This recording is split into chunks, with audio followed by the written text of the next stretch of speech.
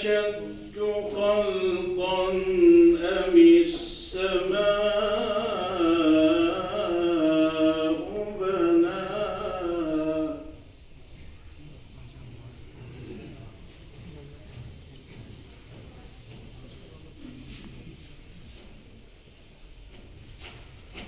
رفع سمكها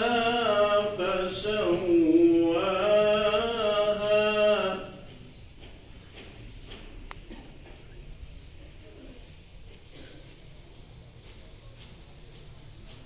وأغطش ليلها وأخرج ضحاها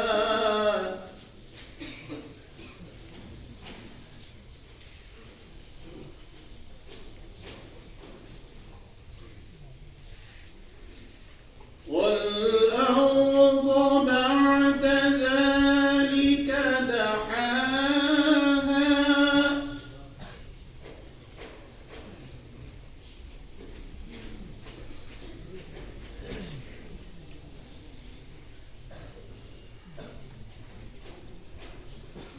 أخرج منها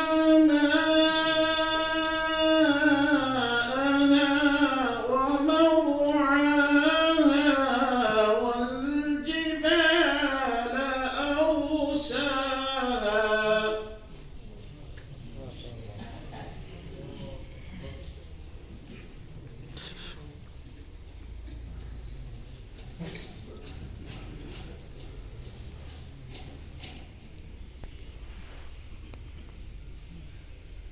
أخرج منها ماءها ومرعاها والجبال أرساها متاعا لكم ولأنعامكم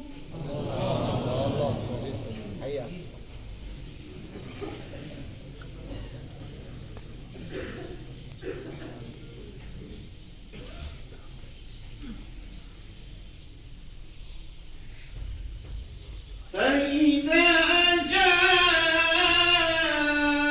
جاءت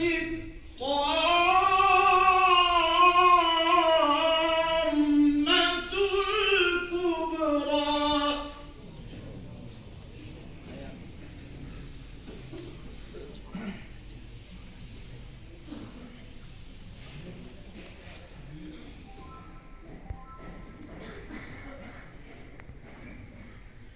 يوم يتذكر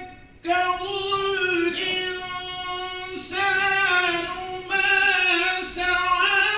وبرزت الجحيم لمن يرى माइक सही करना चाहिए थोड़ा सा आगे जाओ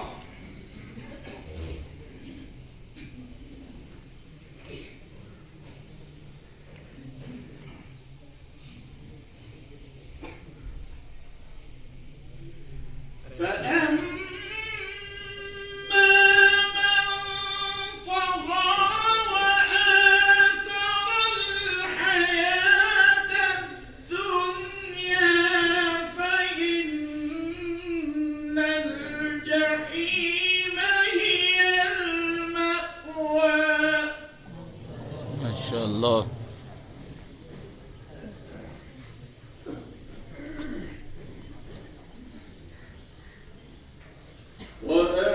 وأما من خاف مقام ربه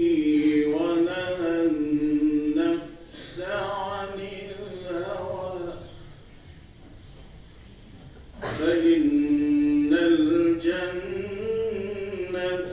هي المأوى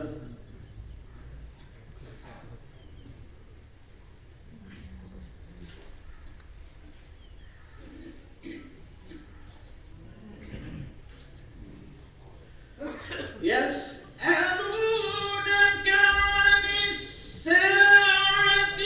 أيان مرساها فيما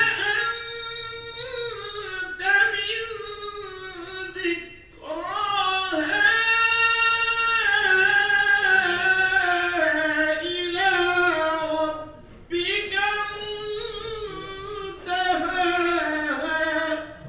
মাশাআল্লাহ, আল্লাহু